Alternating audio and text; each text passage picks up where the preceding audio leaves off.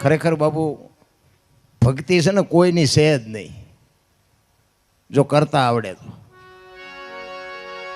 હનુમાનજી મહારાજ બાપુ એક એવું અદ્ભુત પાત્ર રામાયણનું છે ને, અને આજે મહાપુરુષો કહે છે જીવતું જાગતું બાપુ જો અદ્ભુત પાત્ર હોય ને તો આજે હનુમાનજી મહારાજની હાજરી છે એવું મહાપુરુષો કહે છે. હનુમાનજી મહારાજને બાપુ રામદેવજી બાપા, હનુમાનજી મહારાજ, અને હું તો જાહેરમાં બધે કહું છું કે એક મેલડીમાં આ ત્રણ દેવ એવા છે ને કે સવારે નાળિયેર માનો ને બપોરે ભડાકો થાય. હા એવા છે, પણ એની રેણીએ રહેવું પડે બાપા. બાકી તો અત્યારે શ્રાવણ મહિનો છે ને, અત્યારે ચિંપા નજર કરો એની પર હર હર ને હર જ થાય છે. પછી 11 મહિના કોઈ જોતું જ નથી, શંકર ચા પીડ્યા છે. દેખાવની ભક્તિ છે એટલે કહું છું, સીન સપાટાનો ધંધો નથી આ. ખરેખર તો બાપુ અંતરથી હોવું જોઈએ. તમારે શું કરવું છે અંદરથી ઉગે. ચિત્તની શાંતિ, મનની પ્રશંસા, દિલની દાતારી, ગુમડાની રૂજ અને ટાટિયા તાવની ટાટ એટલું માલિકોરથી આવે. આ કોઈ નાની વાત નથી. જોકે લગભગ બધા મારા જાણીતા છે, પણ છતાંય હું મારો પરિચય આપું. હું તો એક ખટારાનો ડ્રાઈવર હતો બાપુ. ખટારાના ડ્રાઈવરને આ ભજન હુજે. તમે ધોકા નહીં ફેરવે, અહીંથી જાજા તો મેં ફેરવા છે, તોય હું અહીં આવ્યો. હજી તમને નક્કી જ નથી થતું. ભજન છે ને બાપુ, મહાપુરુષો એટલા માટે કહે છે કે ભજનના ભરોસે રેજે, અંતે ઈનર હોપશે, અમર બીજક હાથ લાગ્યું એને કાળ કેમ લોપશે.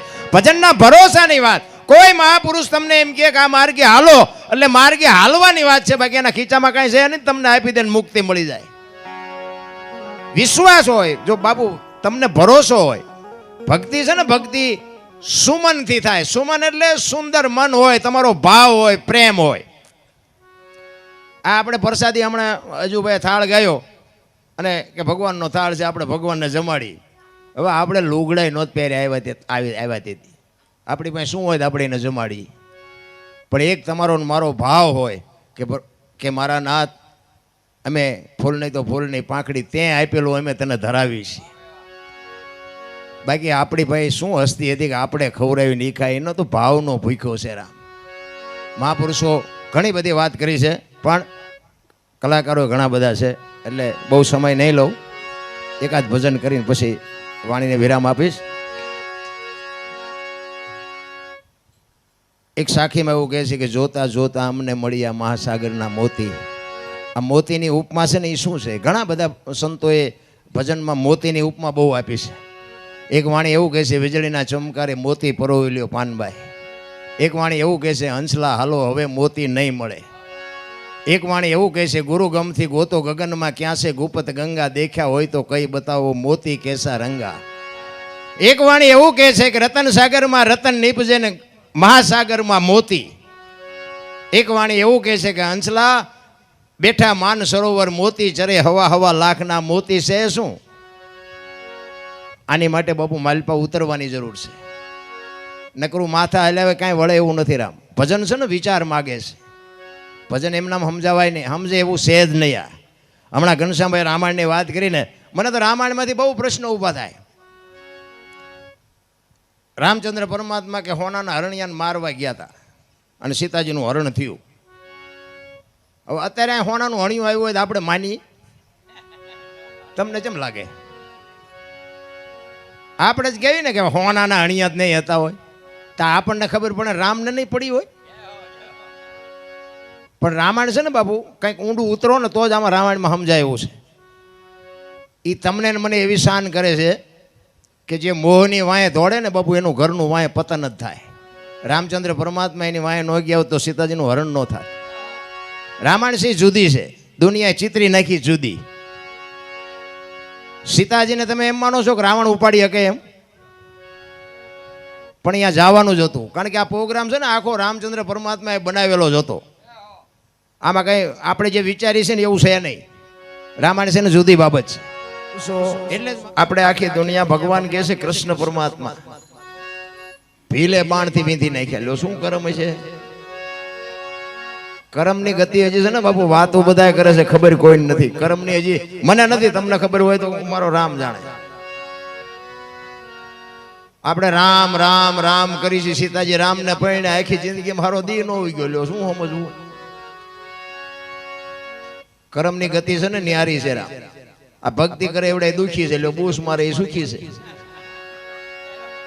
એટલે તમારી ને મારી દ્રષ્ટિએ બાકી જે આમાં જે સુખ છે ને બાબુ એમાં ક્યાંય નથી. હું તો આ બધાને આય તો ઠીક છે, પણ હું તો આ નાના નાના જ્યાં નાની વસ્તી છે ને અહીંયા બાપુ હજી મને આજે દે દુનિયાના છેડે ભલે મારું નામ છે, અત્યારે બધા મને સાંભળે છે, ખૂબ સાંભળે છે, મને પૈસા ધરીને આપે છે, પણ હું નાનાને ભૂલી ન શકું, કારણ કે તમે બધાએ જ મને રિયાઝ કરાવ્યો છે ને મને આ ટોચ સુધી પહોંચાડ્યો છે. એ હું કોઈથી જિંદગીમાં ન ભૂલું.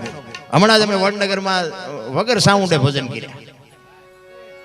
આ સત્ય હકીકત કહું છું, વગર સાઉન્ડે. વરસાદ આવ્યો ને બહાર વ્યવસ્થા હતી ને, ઘર નાનું હતું. હવે એના બાપા ઓફ થઈ ગયા હતા અને બાપુ કે મારે ભજનનો શોખ બહુ હતો, અને આ ધોળાનું જ સાઉન્ડ હતું. એ લાવ્યો તો સાઉન્ડ, પણ એ વરસાદ આવ્યો એટલે બધું ઘરમાં ગોઠવા એવું નતું. મેં કહ્યું સાઉન્ડની જરૂર નથી, મજા કરીને તારે ભજન જ કરાવવા છે ને. વગર સાઉન્ડે ભજન કર્યા. એ આ ધોળાનો છોકરો પૂછવું હોય પૂછી જવું. ઘરમાં શેટી પડી હતી, અડધું ઘર તો શેટી જ રોક્યું હતું. મને કે શેટી પડી છે, આમાં ચા બેવી, શેટીમાં તમે સડી જાય, તમે હેઠા બેહો. ખરેખર શેટીમાંથી બેન ભજન કર્યા. કિરણ બાપુ ખેરાડી વાળા હતા તબલામાં. કહેવાનો મારો મિનિંગ જે ભજન છે એ ભાવથી થાય છે, પૈસાથી નથી થતું.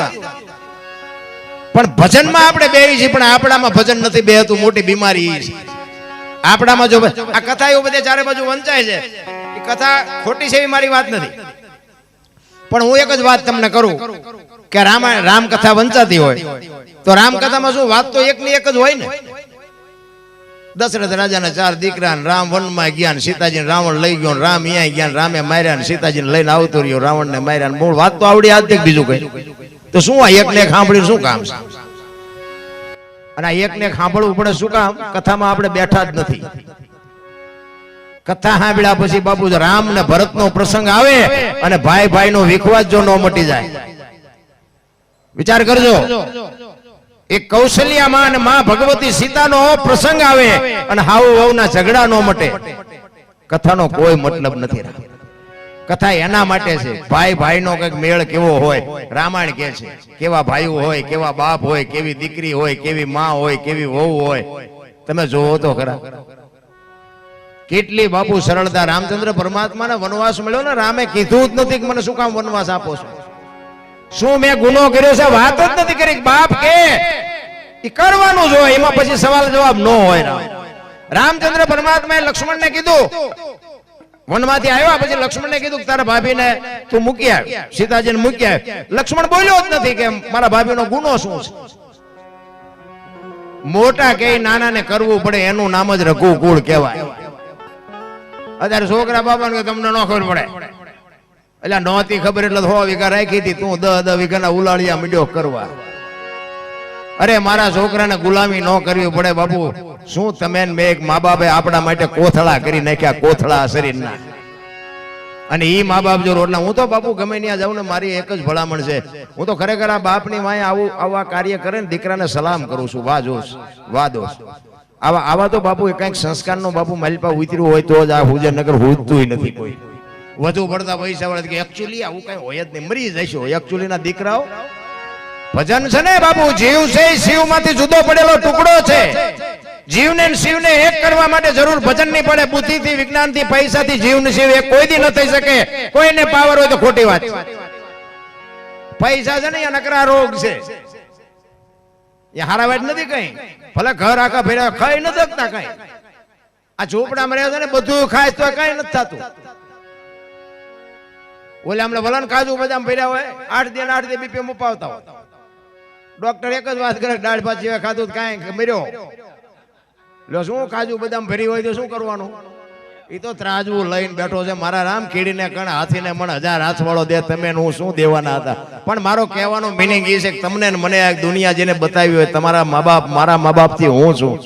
મા બાપ ના બાપુ કાળજા ઠારજો. જીવતા જાગતા ભગવાન આ એક જ છે બસ. બાકી બાપુ ક્યાંય જાવ ભરો હરો ભરો દુનિયા જોવા જેવી છે, બાકી મળે કાંઈ નહીં. રખડવું અહીંયા રખડો મળે મા બાપ ના આશીર્વાદ થી, તે બાકી કાંઈ મળે નહીં. લખવું આવા મકાન ભાડ્યા હતા આપણા ગઢ.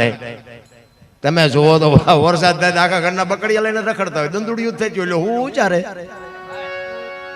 ઈમાં આપણને મોટા કર્યા છે. હવે આવડા આવડા ઘર, બે વાળ ને 3 માળ, તોય મા બાપ ને કે આય નહીં આશ્રમમાં મૂકીએ. કોઈ દી જિંદગીમાં ગાડું ન હાલે પાટે. મારા રામ, એક નાના માણસો હોય ને જો થઈ શકે તો થોડો ઘણો સપોર્ટ કરો, મા બાપની સેવા કરો, વ્યસનથી થોડાક આઘાર્યો, જીવવાની મજા આવશે. મેં ખટારો આંક્યો ને 20 વર્ષ 22 વર્ષ, મેં મારો દેહ નથી અપડાયો. મારા રામ, કોઈ એમ કે દરબારે દારૂ પરમાટી ખાધી હતી, 5 લાખની શરત મારીને આવજો, હું તમને પુરવાર કરી દઈશ. જીવન એવું જીવાય. મારું કુળ કયું, મારું ખાનદાન કયું, મારા મા બાપ કોણ, આનો પાવર ન હોય તો મરી જવાય. ભલા મારા ખાવાની ને પીવાની બાપુ અત્યારે ક્યાં બાપુ ઘટે છે? કે મહાન મકાન, રૂપિયા, લોઢા હવામાં ઉડે વગર દોડે, શું ઘટે છે? તો બધા રોવે જ છે જ્યાં જાવ. અમે કઈ નહીં, મરો કઈ ન હોય તો. અરે દી ઉઠી ગયો. ભલા મારા એક ભાઈ કે ધાબુ ભરવું, છૂટા કૂટી રહ્યા. બીજા ભાઈ જાવ કે ડોબું વિયાણું દોવા નથી દેતું. બીજા ભાઈ જાવ તો કે છોકરાને પોલીસ વાળા લઈ જાય, જામીન ચડતા નથી. બીજા ભાઈ જાવ કે છોકરાને બહુ વેવાય તેડી ગયા, મોકલતા નથી. આપણે તો ખરું, આપણે ક્યાં રોવું? આ બધા રોવે જ છે. તો દાસી જીવન રોવે. હે મારા નાથ, તે અમને આ મોકલ્યા, તારી આભા ન થાય તો માણસનો અવતાર ફોગટ વ્યો જાય. બાપુ, માણસનો અવતાર એટલા માટે જ મળ્યો છે કે હરિનું ભજન કરવા માટે. આમાં જ તમે કંઈક કરી શકો. આ જેટલું દેખાય છે ને, આ બધું માણાએ જ બનાવ્યું છે. મકાન કયો કે ગાડીઓ કયો, બંગલા કયો, પ્લેન કયો, જે કયો, બધું બનાવ્યું માણાએ. અને માણસ છે ને બુદ્ધિથી બનાવે. અને બુદ્ધિ આપવા વાળો કોણ માથે કેવો હોય છે એન પર કોઈ નજર જ નથી કરતું.